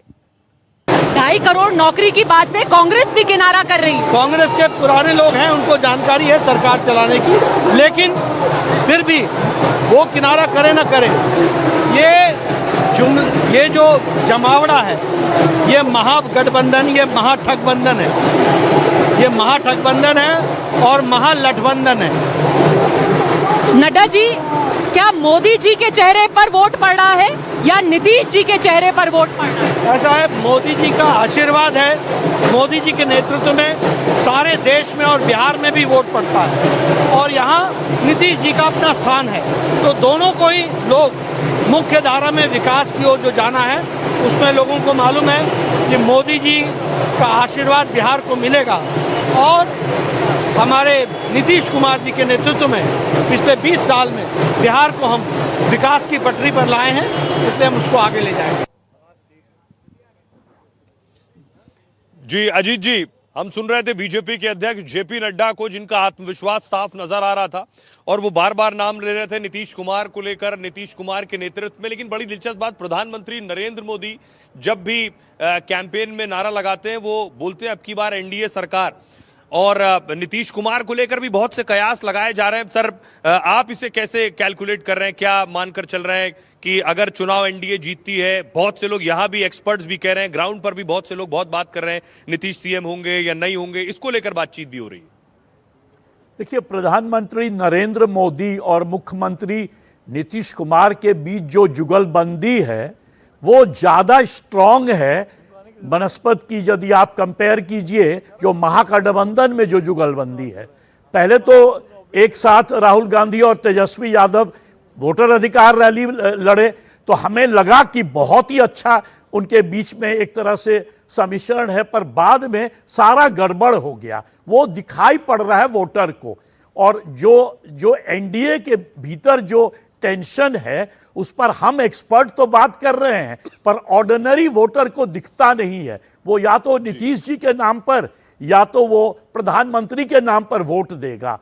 तो मेरे अनुसार जो ये एक तरह से एनडीए को एडवांटेज मिल रहा है, क्योंकि लड़ाई जो है ना वो सामने में नहीं है, वो अंदर में है। वोट ट्रांसफर ज्यादा अच्छा होगा। दूसरी बात ये है कि करीब 20 साल में 17 साल से भाजपा और जेडीयू एक संघ है, तो वोटर के दिमाग में ये बना हुआ है कि ये मेरा ऑल्टरनेटिव है। उनका जो इलेक्शन सिंबल है वो वोटर के दिमाग में है, सर्टेनिटी है, तो वो जो है ना बहुत बड़ा एडवांटेज देगा। उसीलिए जो तिवारी जी जो कह रहे थे कि इस बार इनकम्बेंसी एडवांटेज है, एंटी इनकम्बेंसी नहीं है, वो सही है। साथ ही साथ जो विमेन वोटर है वो एक तरफा वोट देगा इस बार एनडीए के फेवर में। तो इस कारण जो है एनडीए को सारा एडवांटेज मिल रहा है। जब हम कहते हैं ना कि गणतंत्र, तो मान लीजिए एंटी इनकम्बेंसी में गण यदि हो भी महागठबंधन के साथ, तो तंत्र और कैंपेन जो है ये बहुत बड़ा एडवांटेज है एनडीए के लिए। उसीलिए अभी यदि आज चुनाव पूरे बिहार में होता तो मैं कहूंगा एनडीए स्वीप कर जाएगी। अब सवाल होता है प्रशांत किशोर का, उसमें मैं विजय जी से थोड़ा डिफरेंट व्यू रखता हूं। प्रशांत किशोर ही एक कैंडिडेट है जो कम से कम 219 जगह लड़ रहे हैं ना। 4 उनका कैंडिडेट गड़बड़ा गया है, 3 कैंडिडेट उनका निकल गया, सॉरी 243 मतलब 239 239 सीट पर लड़ रहे हैं। तो क्या होगा, उनका परसेंटेज वोट जो है ना वो कम से कम 10% होगा मेरे अनुसार। आपको याद है चिराग पासवान पिछले बार 135 में लड़े तो 6% वोट लाए, सीट तो एक ही मिला पर 6% वोट। तो प्रशांत किशोर का वोट परसेंटेज हाई होगा इस बार, हो सकता है 10, हो सकता है उससे भी ज्यादा। सीट कितना आएगा ये बहुत बड़ी बात अगर आप कह रहे हैं। मैं एक्सपर्ट्स क्या जी मनोज्ञा भी हमारे साथ है। मनोज्ञा, अजीत जी कह रहे हैं प्रशांत किशोर 6% तक वोट लेकर आ सकते हैं। ये एक्सपर्ट्स क्या कहते हैं, इस पर हम बात करेंगे। मनोज्ञा, आपको क्या लगता है दिल्ली में तो प्रशांत किशोर को लेकर 10% वोट प्रशांत किशोर, हाँ सारे सीट पर लड़ रहे हैं ना, तो परसेंटेज वोट से बात करेंगे, नंबर ऑफ सीट का प्रोडक्ट होता है। प्रशांत किशोर की बात बिहार से ज्यादा मुझे लगता है दिल्ली में होती है ना। आप लॉजिक देखिए ना, मैं क्या कह रहा हूं। चिराग पासवान पिछले बार मनोज्ञा से सवाल है सर आपके पास आएंगे। अच्छा नहीं, देखिए मुझे ऐसा लगता है कि बात दिल्ली की है तो दिल्ली ना हमेशा टॉप एंगल व्यू होता है। जब आप ऊपर से नीचे देख रहे होते हैं पूरे देश को तो ठीक वैसे देखा जाता है, बट जमीन पर जो हो रहा है वो आदमी नीचे से ऊपर देख रहा है तो एक ही पहाड़ की 2 तस्वीरें दिखाई देती हैं, कि जिसको कहते हैं ना कि रहीमन मूरत जिसकी रही भावना जैसी प्रभु मूर्ति देखी तिन तैसी।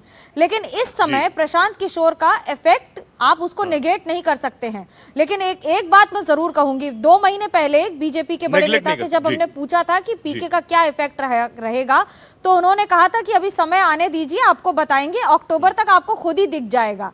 तो वो जो पीक इफेक्ट था वो अब कम होता दिख रहा है। लेकिन एक गांव में जाकर बात करना और ले ले मनोज्ञा में जो बात जी एक फॉर्मिडेबल प्लेयर बनने की बात अजीत जी ने कही 10%, क्या प्रशांत किशोर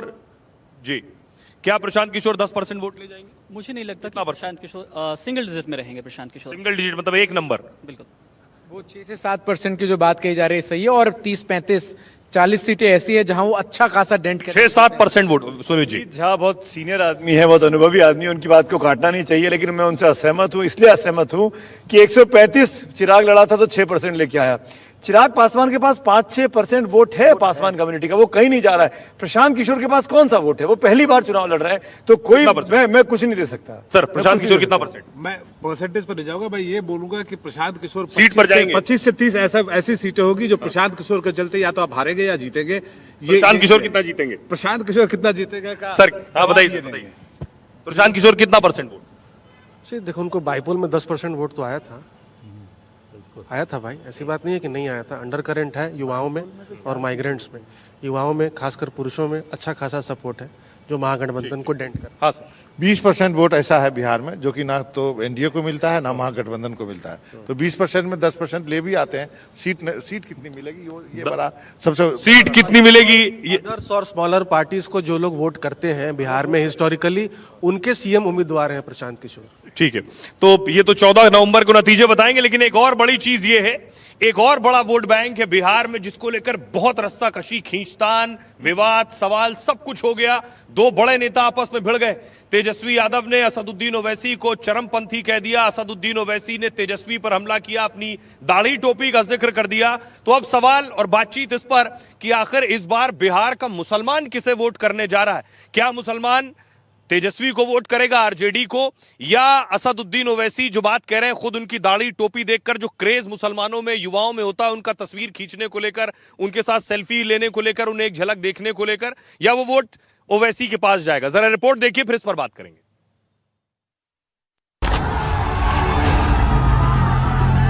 तुम में इतनी नफरत है, एक चेहरे पे दाढ़ी, सर पे टोपी, तो एक्सट्रीमिस्ट। एआईएमआईएम ओवैसी और आरजेडी नेता तेजस्वी यादव के बीच जमकर जुबानी तकरार हो रही है। एआईएमआईएम ने एक ऑडियो क्लिप शेयर किया जिसके बारे में कहा जा रहा है कि इसमें तेजस्वी ओवैसी को एक्सट्रीमिस्ट यानी चरमपंथी कह रहे हैं। असदुद्दीन ओवैसी का भी मैं सवाल कर दूं, क्योंकि जब आप कह रहे हैं कि सेक्युलर फोर्सेस साथ हों, तो वो उन्होंने तो सबसे कहा बार बार कि हमने तो बहुत खत लिखे, हमने कहा कि वो हमको ले दें। एक्सट्रीमिस्ट की कोई जगह नहीं है। आप उनको एक्सट्रीमिस्ट कह रहे हैं ऑन द रेकॉर्ड? हाँ, एक्सट्रीमिस्ट की कोई जगह नहीं। तेजस्वी के इस कथित बयान ने ओवैसी को नाराज कर दिया है। ओवैसी तिलमिला गए हैं। उन्होंने इसे सीधे मुस्लिमों पर हमला बताया है। ये आरोप लगाया है कि तेजस्वी नफरत फैला रही हैं। यादव है, मीडिया से कहता है कि ओवैसी और उसकी पार्टी चरमपंथी है। मेरे अजीज दोस्तों और बुजुर्गों, तेजस्वी की नजर में, राजद और गठबंधन की नजर में जो नमाजी है वो चरमपंथी है, जो कुरान को पढ़ता है वो चरमपंथी है, जो रोजे रखता है वो चरमपंथी है, जो अपने बच्चों को मदरसे में पढ़ाता है वो चरमपंथी है, जिसके चेहरे पर दाढ़ी है वो चरमपंथी है, जिसके सर के ऊपर नमाज की टोपी है वो चरमपंथी है। ये तेजस्वी अगर कह रहा है तो सोचो, ये मोदी का छोटा भाई बनकर अपनी नफरत का इजहार कर रहा है। ये आज सत्ता में हासिल करने के लिए और गुरूर और तकब्बुर में डूबा हुआ शख्स है जो किसी नमाजी को चरमपंथी कहता है। अरे सुन तेजस्वी, तुझे जो गाली देना है बक ले, मगर याद रख असदुद्दीन ओवैसी 5 मर्तबा का सांसद है। ओवैसी ने तेजस्वी के बयान को सीमांचल की आवाम और मुस्लिमों की तौहीन बताया है। एआईएमआईएम बिहार की 243 विधानसभा सीटों में से 100 सीटों पर चुनाव लड़ रही है। ओवैसी ने लालू प्रसाद यादव के सामने उन्हें महागठबंधन में शामिल करने का प्रस्ताव रखा था, लेकिन उनके प्रस्ताव का कोई जवाब नहीं आया तो उन्होंने अकेले चुनाव लड़ने का ऐलान कर दिया। ओवैसी की पार्टी का फोकस सीमांचल में किशनगंज, पूर्णिया, अररिया, कटिहार समेत करीब 24 सीटों पर है। इन सीटों पर मुस्लिम वोटर्स ज्यादा हैं। Bureau report, NDTV India. आज से करीब 3-4 महीने पहले जब बिहार का चुनाव गरमाना शुरू किया था कि अक्टूबर में चुनाव होना है, मैं बात कर रहा हूं जून जुलाई की, मेरे सहयोगी चंदन ने डिजिटल पे एक शो शुरू किया एनडीटीवी इंडिया पर, और वो प्रशांत किशोर और ओवैसी उनकी चर्चाओं में सबसे अधिक दिखते थे, क्योंकि उनको उस पर व्यूज़ मिल रहे थे। खूब दबा के उन्होंने ओवैसी और प्रशांत किशोर के नाम पर बिहार बोले बिहार नाम का शो किया। अब जब चुनाव का ठीक आज प्रचार खत्म हो गया फर्स्ट फेज का, चंदन मेरा सवाल आप ही से है, आज की तारीख में तेजस्वी बिल्कुल भाव नहीं दे रहे ओवैसी को, ओवैसी तेजस्वी में अब तो तू मैमे की लड़ाई दिखाई दे रही है, तो ये क्या इशारा कर रहा है? क्या मुसलमान जो है, आपने बहुत शोज किए, आप घूमे, क्या आपको लगता है मुसलमान को कंफ्यूज करेगा? मुझे नहीं लगता इस बार कंफ्यूज करेगा, खास तौर पर जो पिछली बार हुआ उसको देखते हुए कि जीते हुए तमाम जो कैंडिडेट्स थे वो सारे आरजेडी में आ गए, एक बस जो उनके अभी प्रदेश अध्यक्ष हैं एआईएमआईएम के वो उधर रह गए। तो जो मुस्लिम मतदाता है वो इस बात को समझ चुका है कि असदुद्दीन ओवैसी को, ये मैटर कुछ वैसा ही है कि ओवैसी जहां भी प्रचार करने जा रहे हैं आपको उनकी रैलियों में भीड़ तो नजर आती है, वो उसी तरीके से आक्रामक नजर आते हैं। और एक चीज बहुत इंटरेस्टिंग और मैं कहूंगा कि ये पूरा इलेक्शन अब तक होता हुआ नजर आ रहा है, हमने इससे पहले हर चुनाव चुनाव में ये देखा है कि बीजेपी ओवैसी को कहीं ना कहीं किसी न किसी बहाने से छेड़ती है, टारगेट करती है। आपको इस बार किसी बीजेपी के एक नेता का स्टेटमेंट नजर आ रहा है कि वो ओवैसी को कुछ बोल पाए? इसलिए नहीं कर रही है कि सेकंड फेज में चुनाव बाकी है और ओवैसी की सीटें जितनी हैं वो सब सेकंड फेज में। बाबा आपको क्या लगता है, ओवैसी और तेजस्वी की लड़ाई में मुसलमान के मन में कोई कंफ्यूजन होगा क्या आरजेडी कांग्रेस का साथ छोड़कर जाएगा वो उस तरफ? देखिए, मेरा शुरू से ये मानना था कि आरजेडी को ओवैसी के साथ बात करनी चाहिए थी। यदि 2, 4, 5 सीट की बात थी, जहां तक मुझे बताया गया था 5 सीट की बात थी, आप 4 दे देते। लोकसभा के आंकड़ों के अनुसार 4 सीट पर सीमांचल में AIMIM आगे है, वो 4 सीट दे देते ना तो कहीं कोई कंफ्यूजन कहीं भी नहीं रहता। ये तो आपकी इच्छा थी, तेजस्वी की ऐसी इच्छा नहीं, मेरी इच्छा नहीं थी। ये आंकड़े कर रहे थे, लेकिन आंकड़ों के अलावा एक और आंकड़ा जो है सोमू के पास भी है जी, वो सोमू एक्सप्लेन करेंगे। लेकिन मुझे लगता था कि कंफ्यूजन ना रहे। वो 24 सीटें जो है ना, एक्चुअली वहां पे सब ज्यादा मजबूत है कांग्रेस के 2 सांसद आते हैं वहाँ। पप्पू यादव को मिला लें तो 3 लोग वहां से आते हैं। तो MIM नुकसान पहुंचा रही है ना कांग्रेस को और आरजेडी को? मुझे आंकड़े वैसा नहीं कहते हैं, परसेप्शन में नुकसान पहुंचा रही है। सोमू क्या तुम्हारे पास क्या जानकारी है? चलो बाइक है। बिल्कुल, देखिए आंकड़े ये कहते हैं कि पिछली बार जो 5 सीटें AIMIM ने जीती वो तो जीती ही, उसमें से 4 विधायक बाद में शामिल हो गए आरजेडी में। उसके बाद की जो सीटें थी उसमें 3 ऐसी सीटें थी जहां पर तीसरे नंबर पे AIMIM रही, और वहां पर जो दोनों वोटों का डिफरेंस था वो इतना नहीं था कि AIMIM कोई फैक्टर रही हो, यानी उनकी वजह से जीत हार तय नहीं हो रही थी। यानी इन 5 सीटों के अलावा कोई भी ऐसी सीट नहीं थी जहां पर AIMIM कोई फैक्टर रहा हो जीत हार के अंतर में। यहां तक कि 13वें नंबर तक AIMIM रही थी। जो सीटें इन्होंने जीती वो सभी वैसी सीटें थी जहां पर मुस्लिम आबादी, जो मुस्लिम वोटर्स हैं, उनकी संख्या 60% से अधिक है। तो ये सारे फैक्टर्स को ध्यान में रखते हुए इस बार आरजेडी ने बिल्कुल भी ओवैसी की पार्टी को भाव नहीं दिया। जो आरजेडी वाले ही थे। मैं आता हूं, मेरे साथ पद्मजा भी जुड़ गई हैं और अमिताभ जी भी। मैं आपकी राय लूंगा, लेकिन पद्मजा आपने अभी कुछ देर पहले JP नड्डा साहब से बात की, वो बातचीत सुनाई हमने। चंदन ने एक बड़ा अच्छा ऑब्जर्वेशन दिया कि अभी तक बीजेपी ने, आई डोंट नो आपने पूछा है कि नहीं पूछा है, आपके पास जानकारी है कि नहीं, कि अभी तक बीजेपी ने इस चुनावों में ओवैसी को टारगेट क्यों नहीं किया? क्या ये क्या चल रहा है आपस में? कुछ आपकी कोई टिप्पणी है क्या पद्मजा?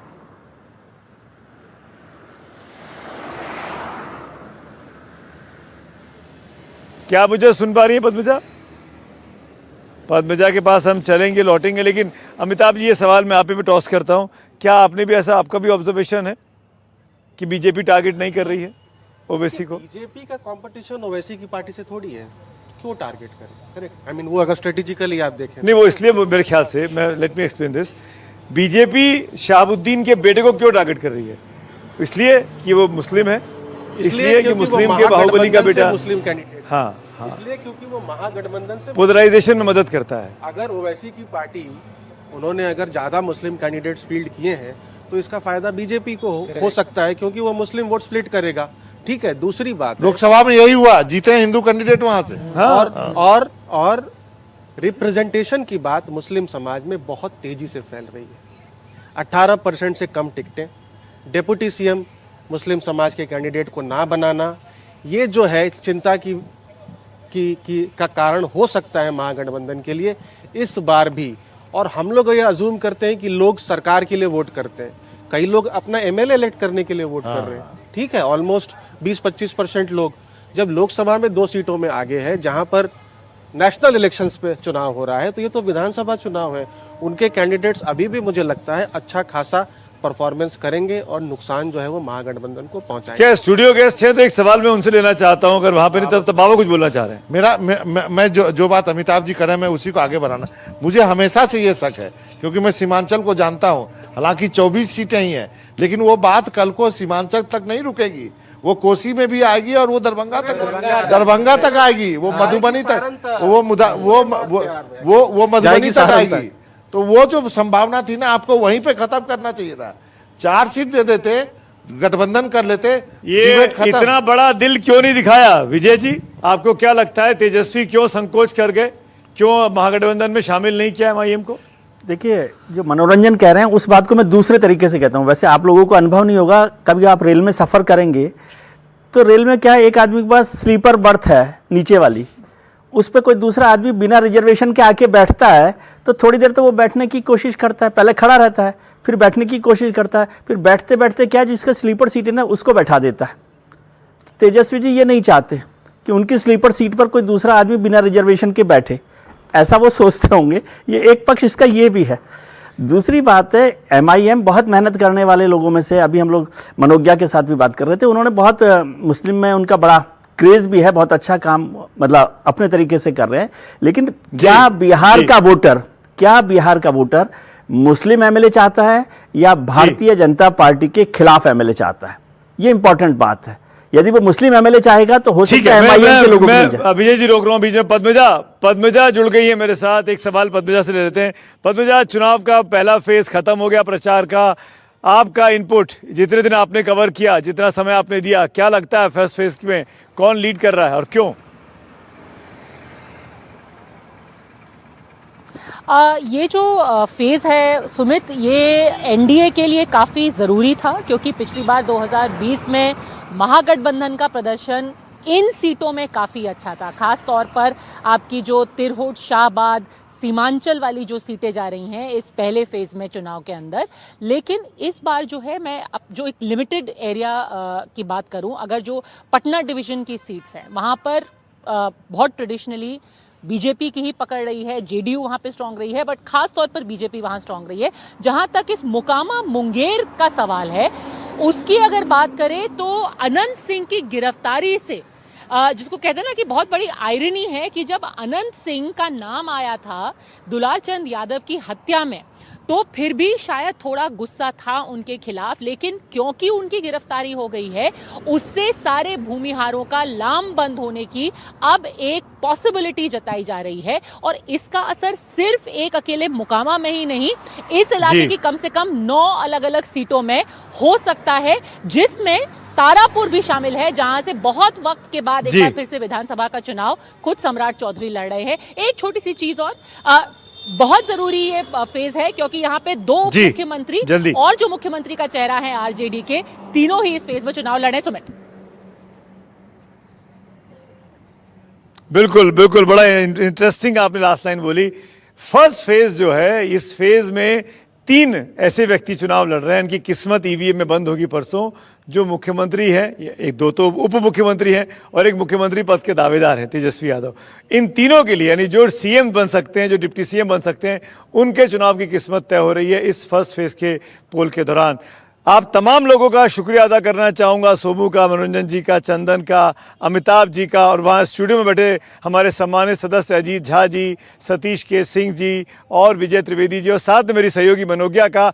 एक छोटा सा ब्रेक ले रहे हैं, लेकिन यहाँ ले रहे हैं, लेकिन ब्रेक के उस पार लगातार बिहार के चुनाव पर सबसे बड़ी और सबसे सटीक और सबसे विश्वसनीय कवरेज आप सिर्फ NDTV पर देख पाएंगे। एक ब्रेक, तुरंत लौट के आते हैं अगले प्रोग्राम के साथ।